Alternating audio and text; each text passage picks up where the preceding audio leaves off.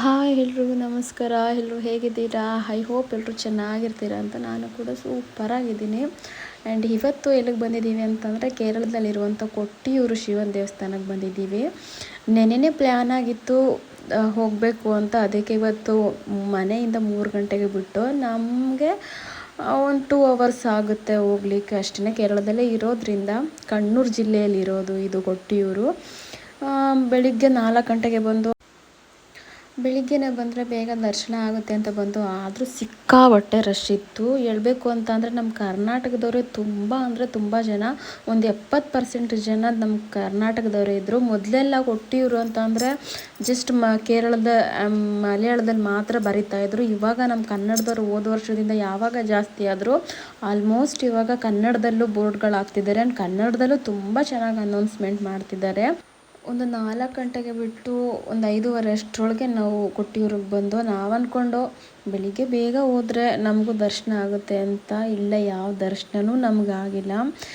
ಎಷ್ಟು ರಶ್ ಇತ್ತು ಅಂತ ಅಂದರೆ ಕಾಲು ಇಡೋದಕ್ಕೂ ಆಗ್ತಾಯಿರಲಿಲ್ಲ. ಆಮೇಲೆ ಮಳೆನೂ ತುಂಬ ಇತ್ತು. ತುಂಬ ಅಂದರೆ ಜನ ಹೆಂಗೆ ಹೋಗ್ತಾಯಿದ್ದು ಅಂತಂದರೆ ನೋಡಲಿಕ್ಕೆ ಭಯ ಆಗ್ತಾಯಿತ್ತು, ಅಷ್ಟು ರಶ್ ಇತ್ತು ಬೆಳಿಗ್ಗೆ.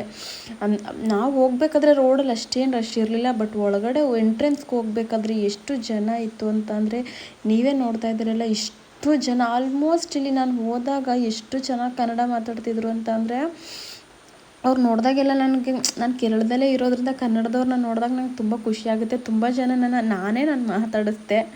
ತುಂಬ ಖುಷಿಯಾಯಿತು ನನಗೆ. ಆದರೆ ನಮ್ಮ ಜನಕ್ಕೆ ಯಾಕೆ ಬುದ್ಧಿ ಬರ್ತಾಯಿಲ್ಲ ಗೊತ್ತಿಲ್ಲ. ಇಷ್ಟೊಂದು ಇದು ಮಾಡ್ತಿದ್ದಾರೆ ಕೇರಳದವರು. ಯಾಕೆ ಇವ್ರು ಅಲ್ಲಿಂದ ಇಲ್ಲಿಗೆ ಬಂದು ಇವ್ರನ್ನ ಬೆಳೆಸ್ತಾ ಇದ್ದಾರೆ ಅನ್ನೋದು ನಮಗೆ ಗೊತ್ತಾಗ್ತಾ ಇಲ್ಲ.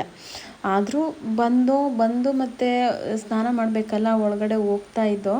ಸ್ನಾನ ಎಲ್ಲ ಮುಗಿಸ್ಕೊಂಡು, ಅಂದರೆ ಸ್ನಾನ ಅಂತಂದರೆ ನಾವು ಮುಳುಗೋದು ಅಷ್ಟೇ. 3 ಸರಿ ಮುಳುಗಿ ಮತ್ತು ಎಂಟ್ರೆನ್ಸಿಂದ ಒಳಗಡೆ ಹೋಗೋಣ ಅಂತ ಹೋಗ್ತಾ ಇದ್ದೋ. ಎಷ್ಟು ಚಳಿ ಇತ್ತು ಅಂತ ಅಂದರೆ ಬೆಳಿಗ್ಗೆ 5:30ಗೆ ಸ್ನಾನ ಮಾಡೋದು ಅಂದರೆ ಒಂದೇ ಒಂದು ಸಲ ಯೋಚನೆ ಮಾಡಿ, ಅಷ್ಟು ಚಳಿ ಇತ್ತು.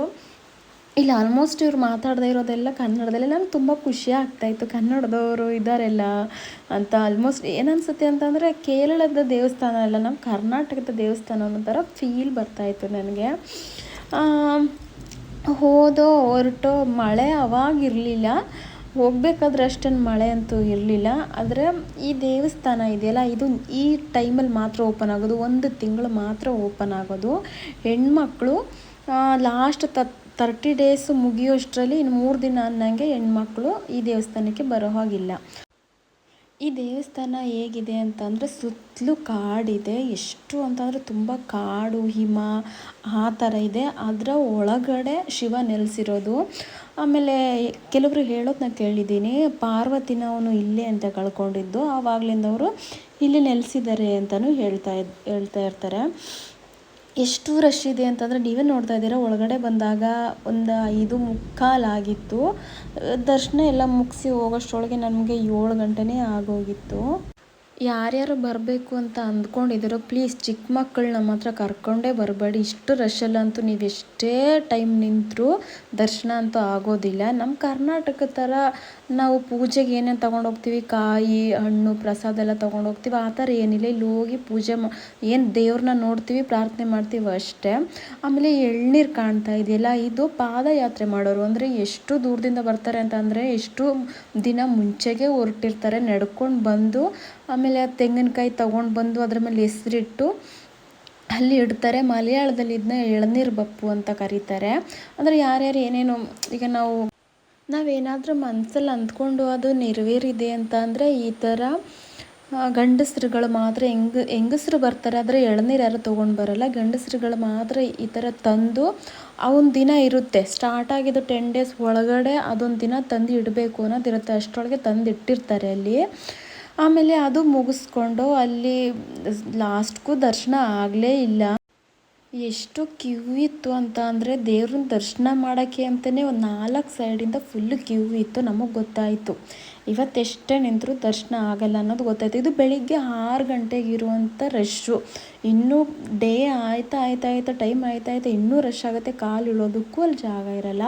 ಸರಿ ಆಯಿತು ಅಂತ ನಾವು ಅದು ಮುಗಿಸ್ಕೊಂಡು ಬಂದು ಕಾಫಿ ಕೊಡ್ತಾರೆ ಅಲ್ಲಿ ಫ್ರೀಯಾಗಿ, ಅದನ್ನು ಕುಡ್ಕೊಂಡು ಹಾಗೆ ಮುಂದೆ ಹೋದೋ. ನಮ್ಮ ಜಾತ್ರೆ ಥರ ಕಟ್ತೀವಲ್ಲ, ನಮ್ಮದು ಆ ಥರ ಇತ್ತು ಇಲ್ಲಿ. ಹೇಳಬೇಕು ಅಂತಂದರೆ ಸ್ವಲ್ಪ ಜಾತ್ರೆ ಥರನೇ. ಅದೆಲ್ಲ ನೋಡ್ಕೊಂಡು ಹಂಗೆ ಲೆಫ್ಟ್ ಸೈಡಿಂದ ರೈಟ್ ಸೈಡ್ಗೆ ಹೋಗಬೇಕಾದ್ರೆ ಅಂದರೆ ಅದ್ರ ಆಪೋಸಿಟ್ಟೇ ಮುತ್ತಪ್ಪಂದು ದೇವಸ್ಥಾನ ಇದೆ, ಅಲ್ಲಿಗೂ ಹೋದೋ. ಮಳೆ ಬರ್ತಾ ಇರೋ ಕಾರಣದಿಂದ ಅಲ್ಲಿ ವಿಡಿಯೋ ಶೂಟ್ ಮಾಡೋಕ್ಕಾಗಲಿಲ್ಲ. ಸರಿ ಆಯಿತು ಅಂತ ಡ್ರೆಸ್ ಎಲ್ಲ ಚೇಂಜ್ ಮಾಡಿಕೊಂಡು, ಡ್ರೆಸ್ ಚೇಂಜ್ ಮಾಡಲಿಕ್ಕೆ ಅಲ್ಲಿ ಎಲ್ಲ ವ್ಯವಸ್ಥೆ ಇದೆ, ಊಟ ತಿಂಡಿದೆಲ್ಲ ವ್ಯವಸ್ಥೆ ಇದೆ. ಆದರೆ ನಮಗೆ ಟೈಮ್ ಇಲ್ಲ ಅಂತ ಹೊರಟ್ಬಿಟ್ಟು ಅಲ್ಲಿಂದ ಹೋಗಿ ನಾವು ಹೊರಗಡೆ ತಿಂಡಿ ಮಾಡಿಕೊಂಡು ಮನೆಗೆ ಬಂದೋ.